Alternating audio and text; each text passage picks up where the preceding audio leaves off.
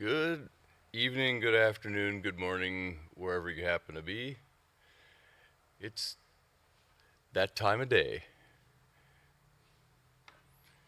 Hope you got your tea ready.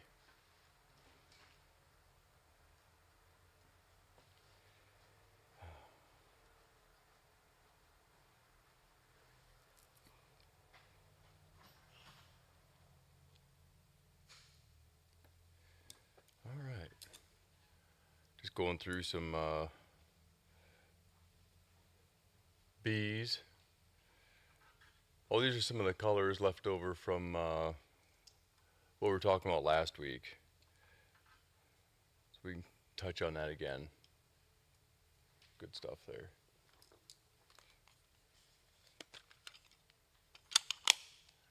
That's a G in there. And I've got the B right here, the new B2. Actually, probably my favorite stainless steel tip. I mean, don't get me wrong, I love the M7, but this tip here, oh, looks like I dropped a cap. Uh, Come on, pretty darn nice. Whole lot of geometry on here, and slightly larger capacity than we had in the original B tip. But we redistributed the mass, I think, in a rather pleasing way, improved the heat break, and well, I'd like to know your thoughts on it if you have one, because I think it performs rather nicely.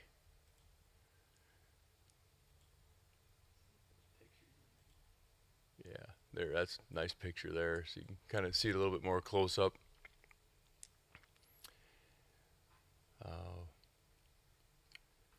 and yeah, it's got that mass to kind of hold some heat, but what we're able to do in the area we like to call the neck, which is basically right here,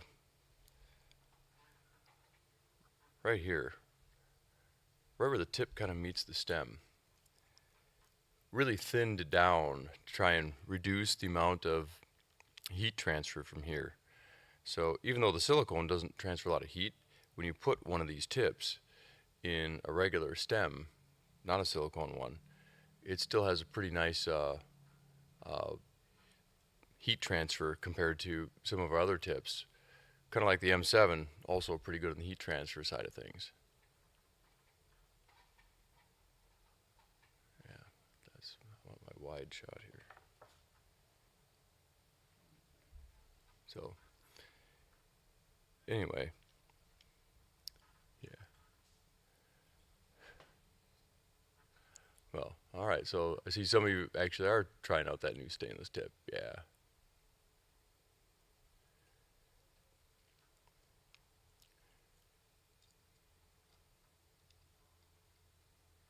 Find the Unidine to be really hot versus the original B. Okay. Uh, so there's something maybe we should chat a little bit about regarding the Unidine. Uh, Let me just get one here quick, because the Unidine, I think, needs a little bit of maybe further explanation, because it really has some capabilities that I don't think are very well understood by some people. Yeah. So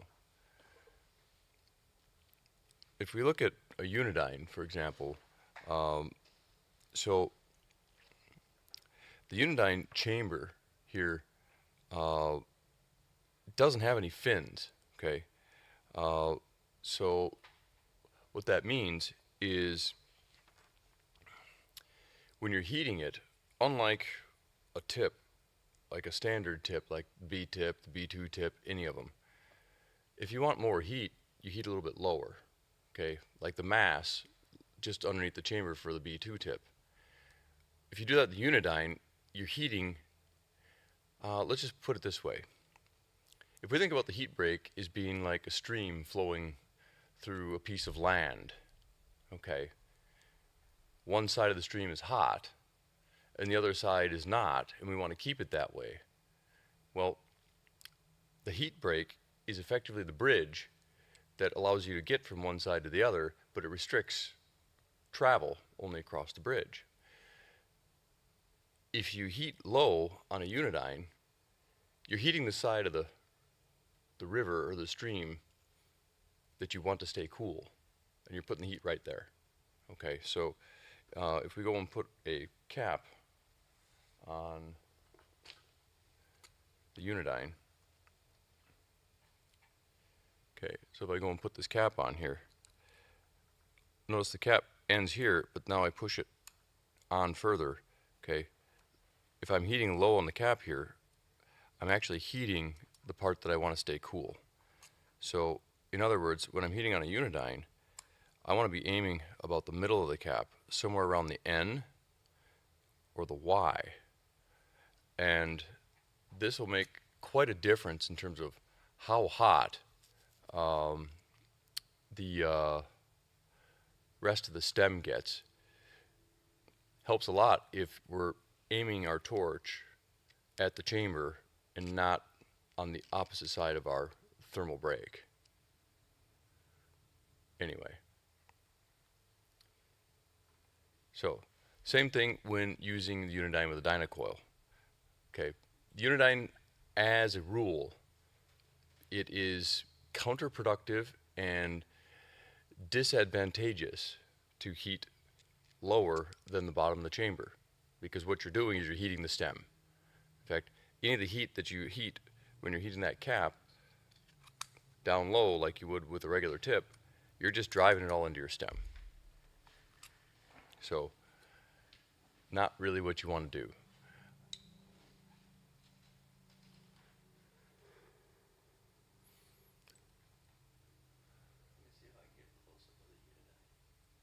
Oh.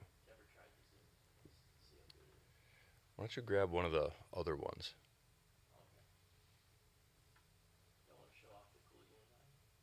We've got a whole bunch of cool Unidines. Yeah, so yeah, definitely check where you're pointing the torch. At least in my experience, what I found is that, and maybe I'll even do the demo again here. Actually, if you just check that bin that's over there underneath that coffee table, there's a whole bunch of them. Okay, when we first introduced the Unidine, one of the little tricks that I would show is that I could take my torch and I could heat the chamber directly until it was glowing, and it would only get warm on my fingers, because the thermal break is actually surprisingly effective because it's thin titanium. Yeah, so I sure do. Great. So you're gonna do it the manual way, huh? Okay. I'm gonna torch this. So I'm gonna sit here, I'm gonna torch this chamber directly. Okay. This is not a good way to heat a typical Dynavap. Okay. But if you can see, it's literally glowing. Okay. So I've heated this thing way hotter than you'd normally want to heat it. It's even glowing on the inside. Okay. But I'm still holding it between my fingers. Okay. And this is possible because the metal between the chamber here and the stem has been machined very thin, and it's also been cold formed to reduce the diameter, work harden it, strengthen it, give it a stronger shape, and allow for the metal to be structurally sound, yet thinner than it would otherwise be practical to be. And this means we can drive a lot of heat in here, heating it way hotter than you would ever want to heat it for any normal thermal extraction purpose and still be able to hold this thing between your fingers without getting terribly hot. Okay, so anyway, uh, okay, so I see another comment here. Use Unidine with Dynacoil, have it sticking out a bit, cap rests a bit higher, lower on the cap isn't the stem. Right, and I think as long as you understand that, you're in a good place. But when we take and we place, again, our cap on here, and when using a single flame, if we're aiming at the lower part of the cap, understand there's going to be a little bit of, we'll call it splash from the flame, that it's not going to just hit where you see the flame hitting. You're going to get some heat here as well. So just kind of keep that in mind. And something I find helps quite a bit with this, you'll see when I'm heating devices like this, I'll kind of demonstrate like this. Okay, when I'm aiming, if you notice the relationship between the torch and the cap, okay, is I've got the cap at a little bit of an angle relative to the torch, and that's done with intent. Okay, with the key thing being, you got to think about the torch is it's kind of like a hose flowing water. Okay, and that water coming out of here, except it's not water, it's hot air, exhaust gas from the burning fuel, it's going to hit the surface and deflect this way. Okay, if I'm perfectly perpendicular, okay, it's going to deflect equally both ways. But if I tip my cap a little bit of an angle, more of it's going to go this way, washing across the surface of the cap, and less of it's going to go that way, heating my stem in a way that I really don't want it to. So, anyway, will there ever be a new Thai M? There's a good chance that there will be. In fact, I also have something fun here, and that's these awesome little tips, the titanium M7 tips. So we're going to have titanium M7 tips. You can get them in the vault right now, but they're also going to be riding along with this B2 for whoever gets chosen to come along with our little giveaway that we're going to run tonight. So, going to get a B2 with the standard B2 tip, and we're going to do one of these titanium M7 tips, just so you've got both of them, so you can kind of mix and match and really kind of experience the difference between two tips, one in titanium, one in stainless. Different designs, but generally both really good performing tips, just in different regards. So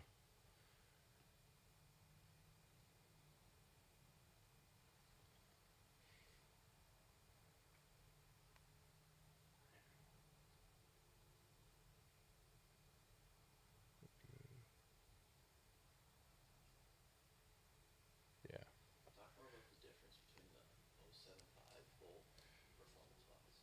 Okay.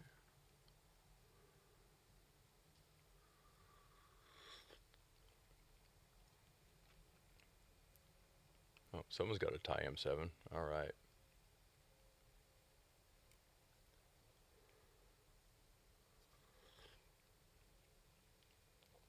Yeah. No titanium cap this size yet. Certainly have it on Hyperdyne, of course. Doesn't mean we're not working on something like that, because I think it'll be fun.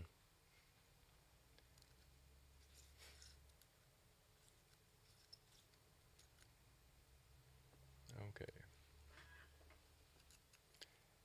Yeah. I'm a big fan of the M Plus body too. In fact, I think the texture on the M Plus is one of my favorite metal textures we ever did. It just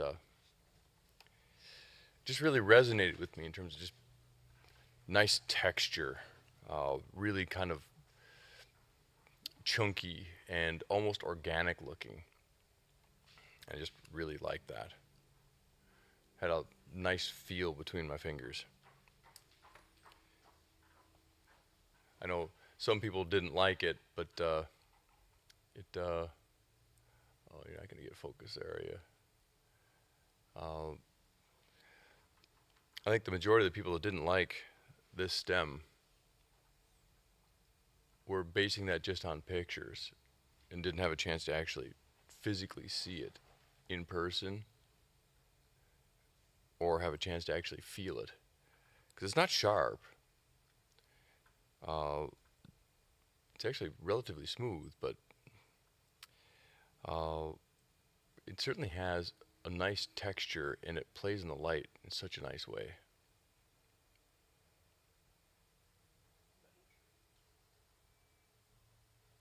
Yeah, I like this. A metal tree, yep, yep. Now, I think part of that was we just weren't able to illustrate how cool this texture really was with pictures.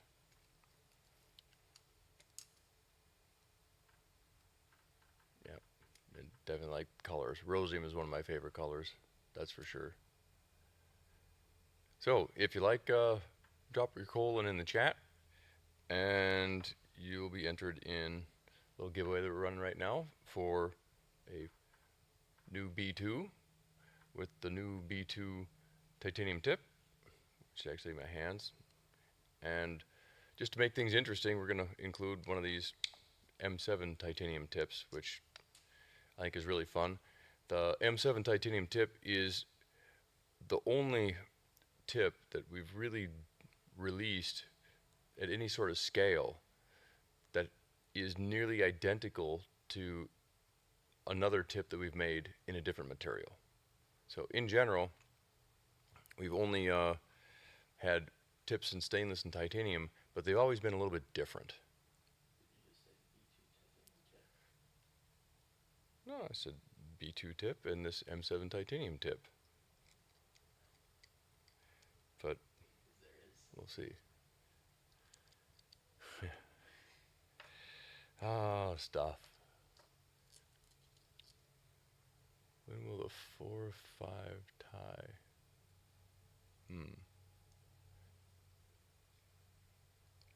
So, what does it mean the tip is similar to? What I mean is, if we take the titanium M7 and we look at a stainless M7 tip, the chamber size is the same, the wall thickness is the same, the mass distribution is the same.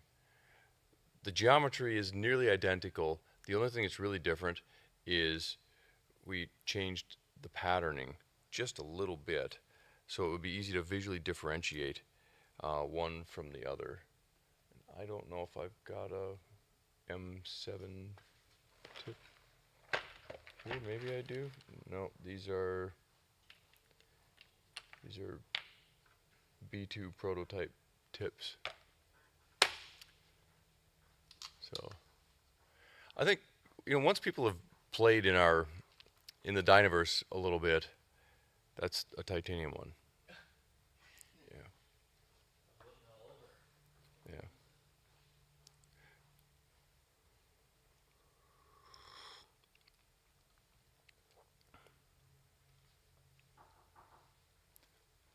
Open the door. That's one. Yep. Okay. So if we look at these two, uh, the only real difference between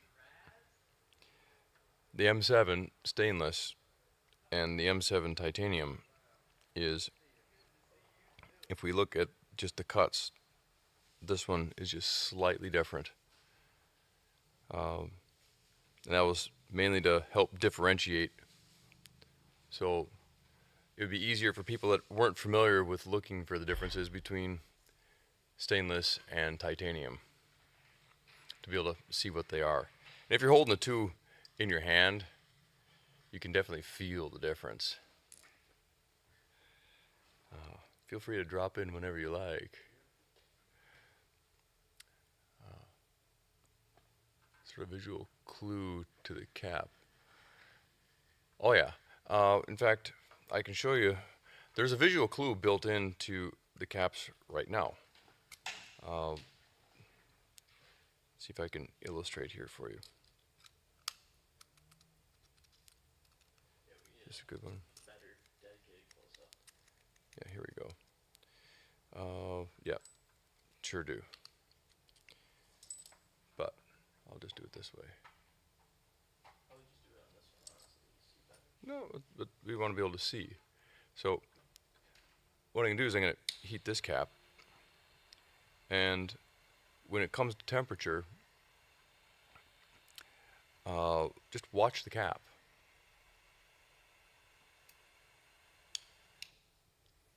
Did you see it jump? I did. So I think if you have your cap adjusted so that it's not super tight, okay, and this is one of the big advantages of the captive cap, is it can be adjusted in such a way that it's got a little bit of play to wiggle around and not fall off, okay. And what that means is when heating it up, you give it some liberty to jump when it pops, okay. So that's the current built-in visual indicator for temperature on the caps. Requires a captive cap, and it requires to make that captive cap is got a little bit of freedom on the tip that you're heating it with. So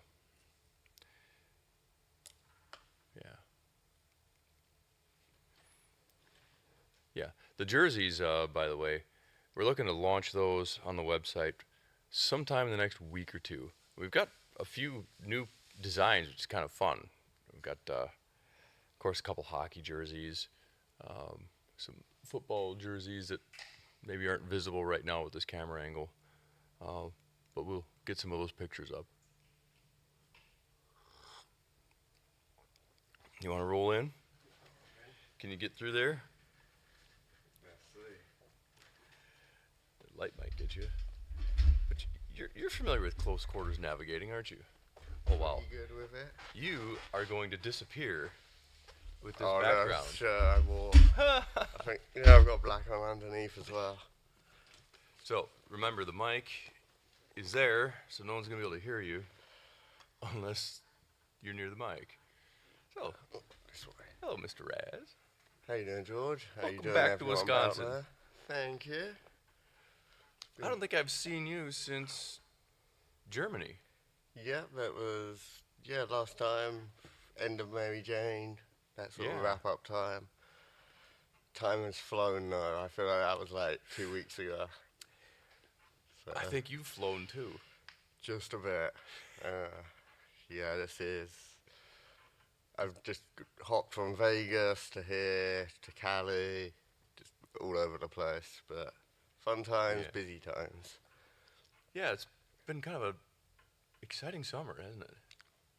It's been, yeah. Oh, shut up. Yeah, a lot of fun.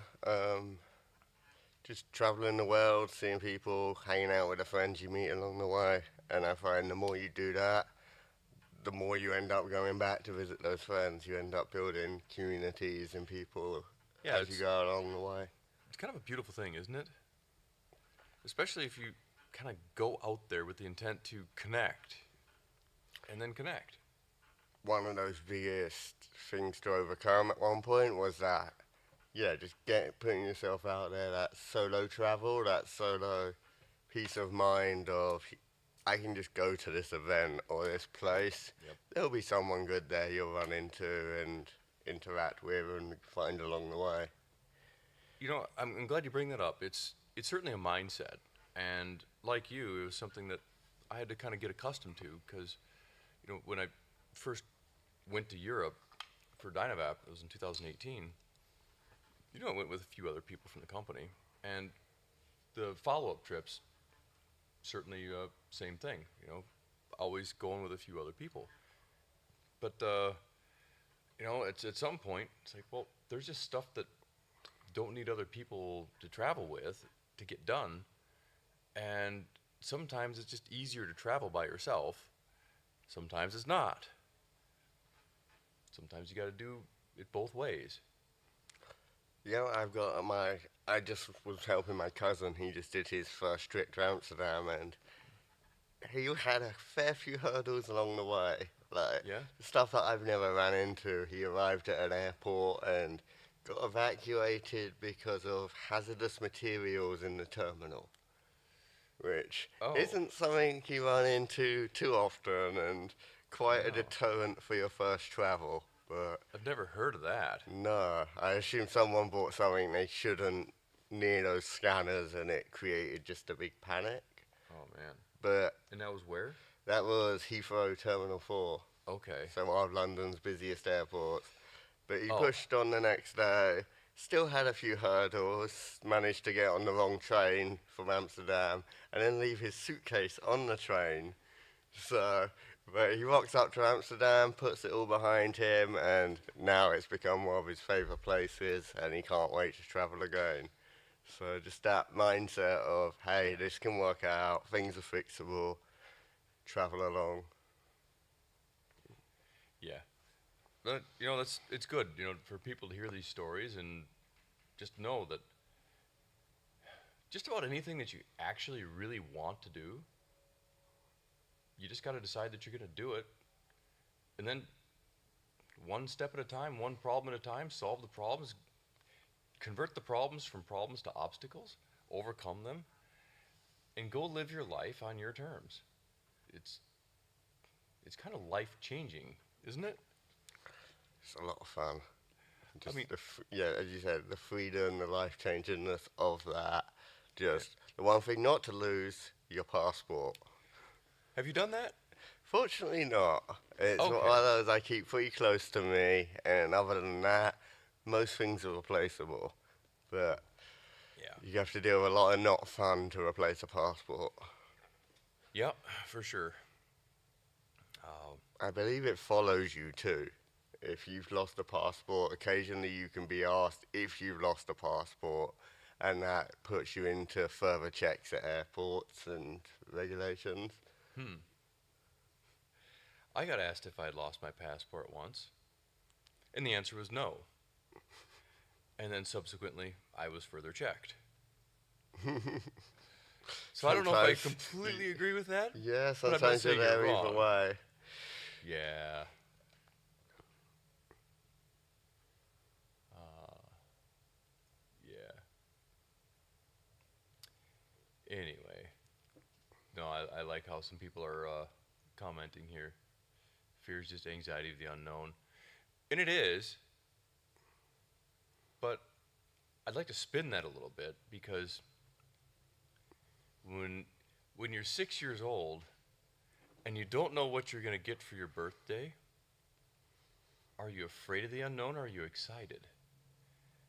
And there's this interesting bit of psychology, and that is fear and excitement are nearly the same thing. It's just the context that's different. Yeah, being able, I mean, some people chase that rush of Oh, being yeah. scared, Well, keeping on the yeah. edge, and Why do roller coasters exist? Because they elicit that fear reaction, but is it fear or is it excitement? Or maybe it's both. And, overcoming some of these obstacles in your way to go live the life that you really want to live, yeah, it's going to be exciting, I guarantee it. I mean, seriously, how often are you bored? I very, very rarely find myself being bored. If I'm bored, it's a time when I get to do the things that I don't get to do the rest of the time I'm too busy. Yeah. And one of my favourite pastimes is sitting at home, enjoying some material for a good device, and just listening to some music, watching some TV, playing video games. As Yeah. fun as traveling the world is, it makes you appreciate that so much more. You know, I couldn't agree with you more. Uh, I had quite a trip a few weeks, a week ago? No, it's still only a little over a week ago. Got back. Was gone for 2 weeks. Not that I haven't been gone for more than 2 weeks before, but not like this. Especially, yeah, with that situation you're in. When Yeah. you're traveling, suddenly you have to pick and choose what you have, what you need. All those things that seem like a necessity at home, all the things you built up around you. Hey, Mm. does it fit into two bags and can you travel with it? And you sort of learn what you really need and don't need out of things. So would you say travel has helped you become more of who you really wanted to be? I think so, yeah. It definitely broaden the whole saying that travel broadens the mind and gives experience is definitely true. And Yep. it's again, it's just fun meeting new people, having different perspectives, and yeah, just cultures and all of that. All of it. I know that for me, and I'd like to think for others out there, uh, these products that we make have actually been a really nice uh, addition to travel for me because it's helped me connect with a community of people that otherwise would have been difficult to connect with. And I find that to be really kind of inspiring. I think that was one of the places or subsects of cultures that made it easy to learn travel like that was I used to go to I still go to Amsterdam a lot, and when you go there, you end up consuming in the coffee shops, and most of them tend to be a very social environment, big tables, small spaces.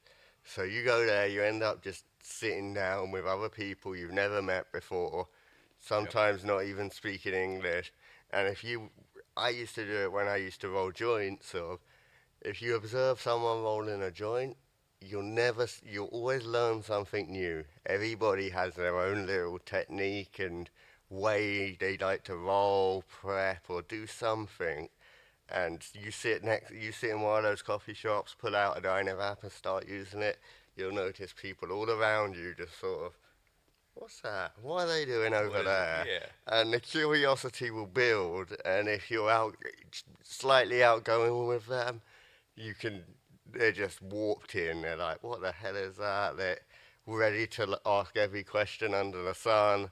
And then especially if you've got a couple extra, you can just be like, here, have it, try it.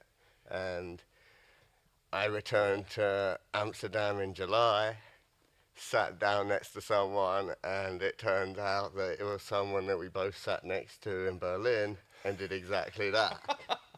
Really? Yeah, we met them in tribes. They were the people we sat down with Wow. on that corner by the DJ booth. Yep. Yep. And yeah, they were like, No oh, I got kidding. this one from Dynovat Man. And it's like, oh, yes, I remember that. So it travels. How fun is that? You know, it's these small world moments that are particularly interesting, huh? Exactly that. And he was looking to get more into that Amsterdam scene. Now I believe he goes to the monthly Amsterdam Vape Night and everything over there. And just from those little connections of bumping into the right person at the right time and having that right curiosity. Yeah. And it only happens if you get out of the house. Exactly that. Yep. Yeah. How nice. So, uh, how was Vegas? Vegas was an experience I was waiting to have, and the right again those opportunities come along. They built the Las Vegas Sphere recently, and Yeah. that just looked epic. It's this giant light Yep. LED wall. I think about 18,000 capacity. I think I read that they have 137,000 speakers and can pinpoint sound to individual sound to any one seat in the audience. So Tomorrowland and Insomniac's the people behind Okay. EDC Las Vegas. Okay. They did a collaborative event. So it, That's what it was. yeah, so it was basic EDM like history in the making. They went through a 2-hour art show with a live orchestra going through EDM Really? classics and all of that. Oh You're sitting man. there, you're looking up, and you're floating through an ocean or a neon jungle. And again, they're performing it live, and then a special set from a DJ at the end. But what an experience to be part, like just there viewing that show in general. Um, Okay. I've seen now they're doing the Wizard of Oz too. That looks really fun.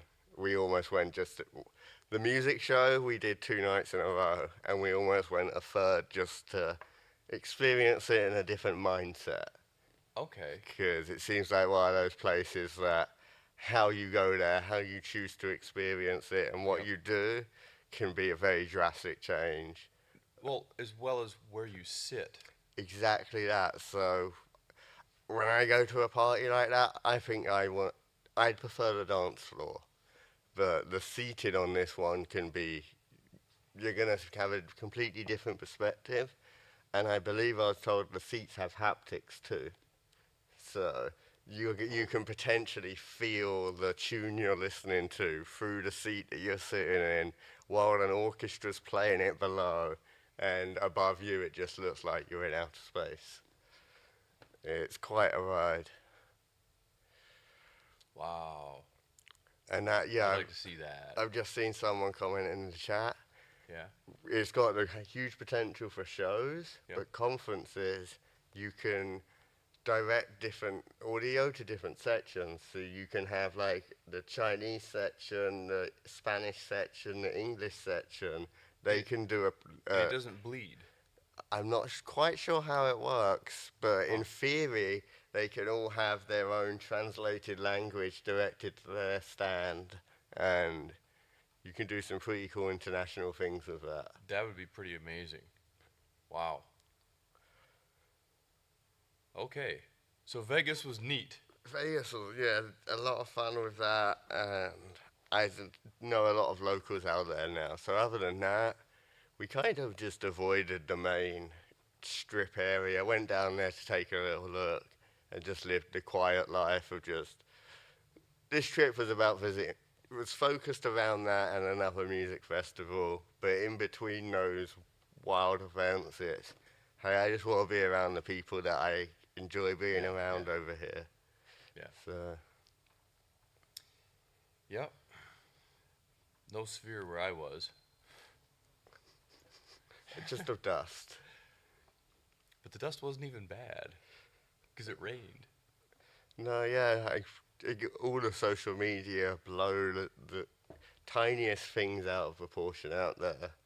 I remember the year it flooded, we were ringing, or we had people in the community who had people there. I was like, ringing up, how's it going? That's good. I got my truck. We're driving through anything. Like, so, whereas that was the year people were supposedly paying people thousands to get out of there and things. Oh, sure.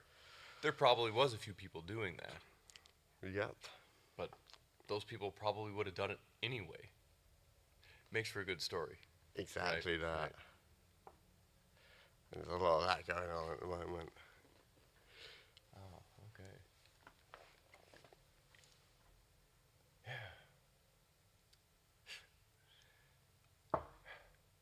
So you're going to be in Wisconsin for a little bit, and then you're heading to another interesting meetup, hey? I'm heading to, if you're into the sort of thing I am, I know George shares some interest in heavy bass music. Oh, yeah. Essentially, the dream festival of heavy bass music. Lost Lands out in Ohio. Should be connecting hopefully with some other people in the Dynavap space. I don't know if a few of you have met Dustin, the Oh, yeah. pillow spinning Dustin. man. Yeah. Um, Dustin's such good stuff.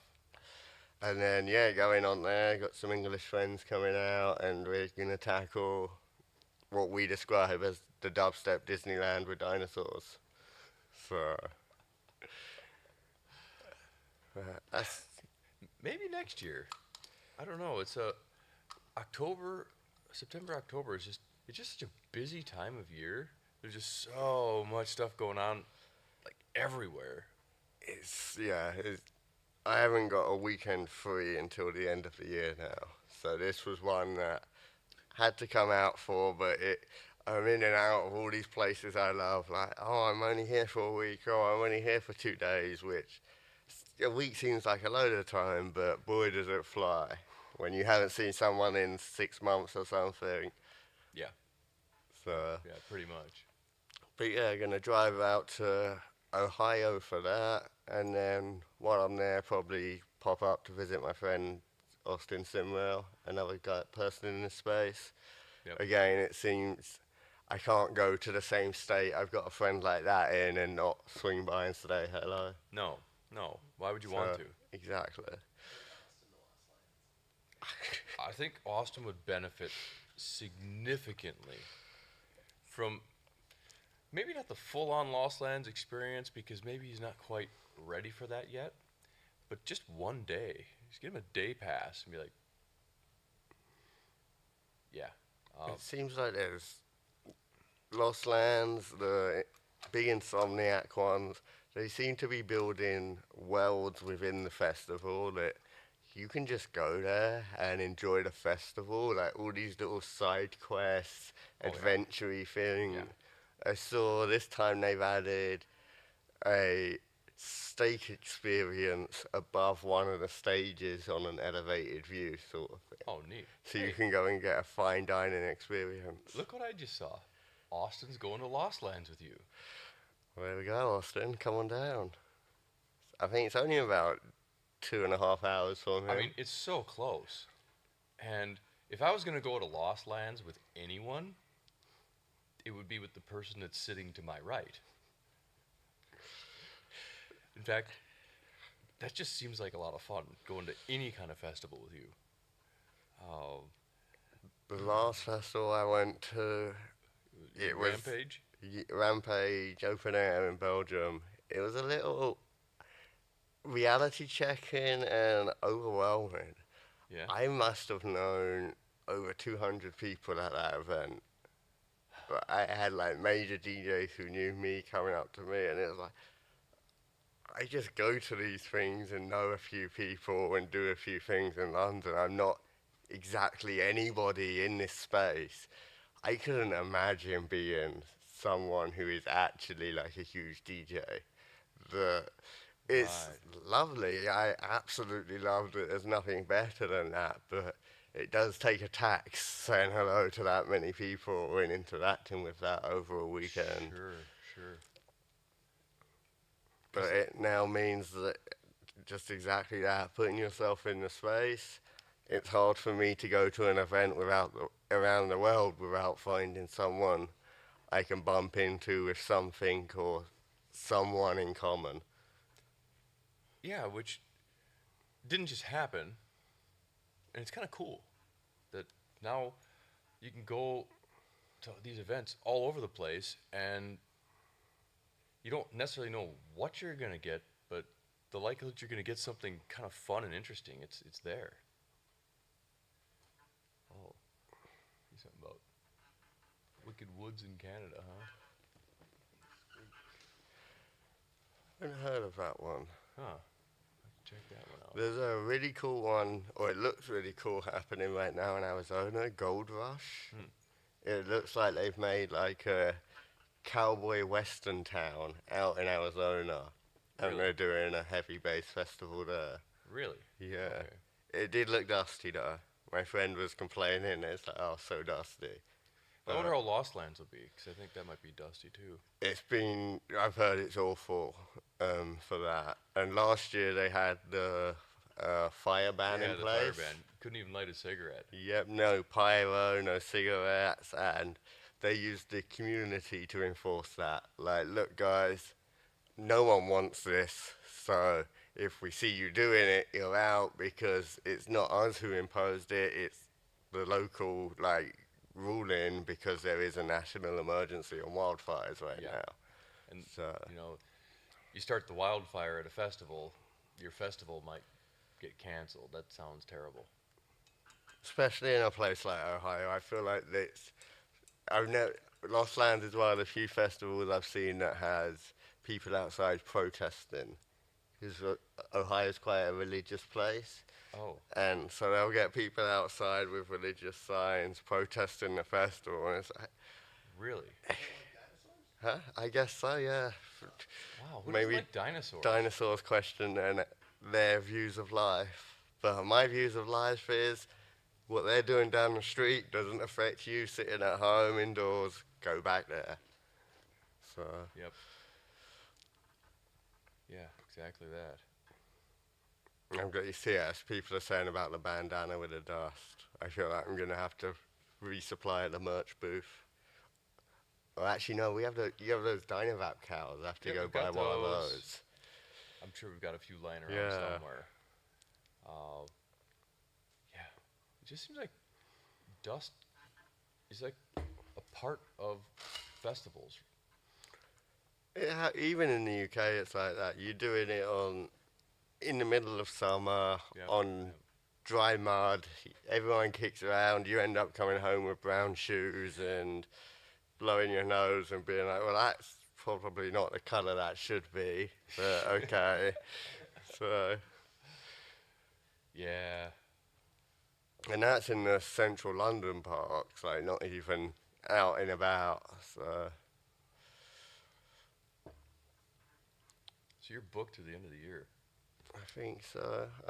The week from Lost Lands, I fly straight back to London. We're hosting Subtronics, Yeah. who That sounds like a blast. actually be a fun one. I'm curious to chill with him. He seems to be quite a big weed head from what he puts out in the community. So be Yeah, fun be, to be a good connection. yeah. Exactly that. So it'll be fun to be the guy running the room that he's in backstage, just like, you need this, you need that. Like, have you seen this? Yeah, it'd be So really interesting to see if he likes to click a cap. it'll be fun, yeah. So So I'm sure I'll definitely have a few around me. So, I suppose that's possible. and then one of my favourite experiences that picked up last year, talking in the same subject, is ADE. Oh, that's right. Yeah. So wait a minute. Last year? You mean earlier this year? No, it's in October. ADE. Oh, ADE. I thought you Yeah. meant. I was thinking EDC. Oh, that's a 'Cause that was world of earlier its this own. year. Yeah. This is not the first time you've been to Vegas this year. This is my third trip to Vegas this year. Um, I mean, it helps. I've gotten great friends and family there with places to stay. So accommodation is the biggest factor in travel usually. You know, I would agree with that. Where are you going to stay? If you've got a place to stay and then throw into that mix a actual refrigerator and a kitchen, your travel can drastically change. But when you're living out of hotels, In restaurants. restaurants, not quite often a lot of hotels don't even give you a microwave. So Well, and in Vegas, they don't give you a refrigerator either. exactly. So Go figure. One of the hottest places you can stay, and there's no refrigerator in your hotel room. but they'll bring you a drink upstairs for $20 trade charge, I'm sure. Oh, yeah. For one bottle of Fiji water. Yeah. Because they want to sell you a $20 bottle of Fiji water. I found it's quite smart. I was there once in the hotel on the strip trying to order some alcohol on Uber Eats, and they've got catered items that they're allowed to deliver to hotels and not. So the hotels have basically enforced it so that if you're trying to get alcohol delivered, nope, we sell that downstairs. We won't let them into the building. Wow. So, Okay. which is, yeah, it's strange. Just display as sold out if that's the address you're trying to order to. Huh. So, It's really fun how invisible you are, except for your face and the chair behind you. And, of course, that neat little icon on your sweatshirt. It's in Pops. London one. Pretty neat. Yeah. So, yeah, we just did the B2. You've got some of these, don't you? Yeah, you gave me one when we were in Berlin. I thought so. Been mucking around with it since then, or a revision of that one anyway. Yeah. I'm not sure where it finally landed, but just like that. I mean, it should have been pretty close to what you Yeah. landed with. No, I've been enjoying it. The tip has been a lot of fun. It's just whenever I've used it, it does what I want it to do from the dining app now, which is just, especially on this one, for being a bit more new user friendly. Load it in, heat it up. I found most of the tip gives such easy, even extraction on that one, and it is capable of really ramping up the heat. So, Yeah, I'm a big fan of this bowl size too. yeah. I think I think the B2 is probably a, one of our best entry points for a person that isn't looking for the cheapest product that we have. That's this one, which is also shockingly good, I think, for what it is. Uh, you know, black glass, just nice. I found myself back in Berlin when that had just dropped. It's like, is that going to be what I'm going to be using? Like, we're doing the thing. I brought a couple of different options with me, Right? and they just stayed in the backpack. For how easy that was. The other fun thing with the G3 was just the heat up time. Like, Oh, it's fast. yeah, it's really easy for just quick, load it up, get it done, blast it off, and throw it somewhere quickly. Yeah, I mean, just nice in that regard. Uh, when will the B2 tip be available by itself? I have to check on that, but I'm guessing sometime in October. That sounds about right. Yeah, Does the B2 come with the Dynatorch? it does. That's a hell As of a it, pairing. as I think many of us thought it should.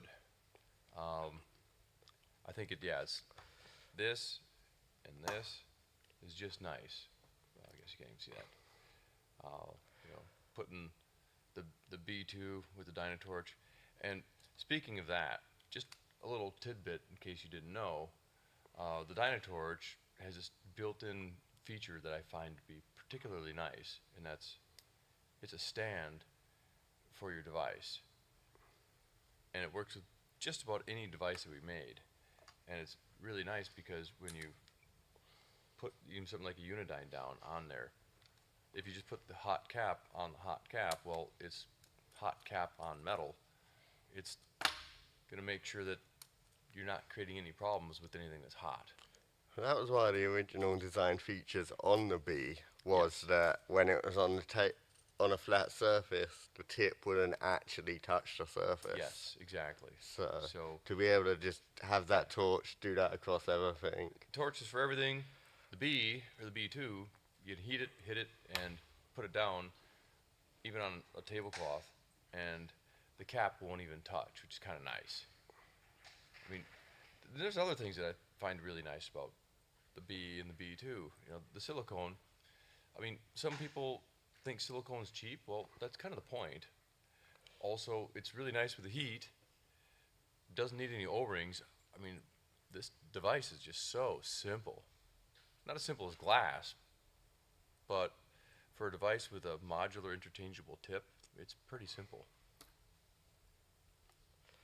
Yeah, I think once you get used to this, unless you're a person who's into the curiosity of what else is out there, you'll be pretty satisfied with it. But there's not really there's tons of reasons to upgrade. But if all you're looking for is results, you're gonna be happy just where you are with that. And I think that's what's nice about most of the lineup now. It's getting the to the average person, they can get what they need from Yeah, each device. yeah, for sure. But if you want to jump into the world of, hey, what else is out there? There is endless options for you out there still. Yes, there is. So, I need to illustrate something for Anthony. Um, I don't have a. Sometimes I use my mechanical pencil for this, but I'm going to use my pocket knife. Um, I'm going to just use the close-up camera here. So if you're struggling to get your lighter to refill, okay, I'm using my pocket knife because it has a nice pointy blade, but you can use a mechanical pencil as well to just simply press in on the valve here, and you just want to make it hiss a little bit, and then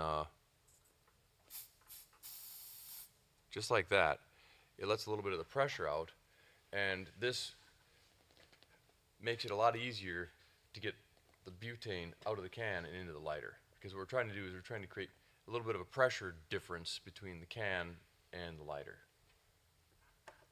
So I think that helps a little bit. We even have a video on our YouTube channel, which I believe is our video with the most views. It's how to fill a butane torch lighter. So you can check that out on our Dynavap YouTube channel for a video showing you exactly how to get the gas in your lighter. It's weird, the little videos that you don't expect to be anything that just take off into something of its own. It's just hilarious. You know, that was our first video to hit 1 million views. I remember when I was a teenager, I was doing some Call of Duty videos on YouTube. Yeah? And a map just dropped on zombies. I just showed a 14-second tutorial or gameplay clip of how to do something, and it got about 400,000 views. Just it happened to be the search term that everybody that I did it day one, everybody that week was just that. I don't know how to do this. I'm gonna go to YouTube, and if only that account was monetized, that would have been fun. Yeah.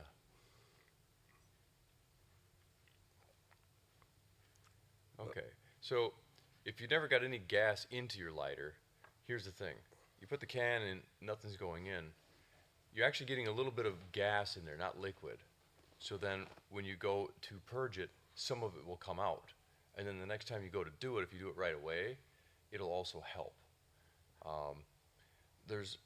I've heard of people, putting their lighter in the refrigerator for a minute or two. You can do that as well. I don't normally like to recommend that because it is important that you have a little bit of airspace above your liquid in your lighter. Okay, so since we're talking about purging and filling, it's probably worth taking a couple minutes and talking about some of the other key details here, and that is you want to see some airspace above the liquid in your lighter. Trying to get all of the air out so it's as full as possible, that's where these things actually get dangerous, okay? Because if there's not a little air bubble as things warm up, especially if you just put fresh gas in there, and even more so if you had your lighter in the refrigerator or the freezer, that liquid is going to expand a little bit. If there's an airspace above it, it just expands into the airspace, no problem. If you don't have much of an airspace there, well, it doesn't have any place to go, and the pressure inside this lighter can go really high, and it'll either crack your lighter or it could even make things disassemble quickly, and now you've got a bit of a mess. So the goal is not to get all of the air out and get the lighter solid full of liquid. So anyway, hopefully that helps. Yeah, your torch will last a lot longer if you actually put the proper care into it. Potatoes time. I get lazy with some, and the difference of keeping it looked after, keeping it clean goes an awful long way. And buying decent fuel seems to matter. That does indeed. The cheapest butane you can buy, it's really not good for anything. I quickly forgot that in a smoke store the other day. I was like, no, it's only going in the torch. We don't need it. And it's not like we're doing anything to inhale with it. Whereas back in the day, I remember when we were doing the old BHO runs and things, and then it's like, well, when you're actually running it through material that you're going to consume, you want the best possible thing. Yes. But for your torch health, 100%. Some of those can have crazy other amounts of stuff in it that your torch does not want for it. Yeah, just not good. Not good at all. Well, cool. I think that was fun.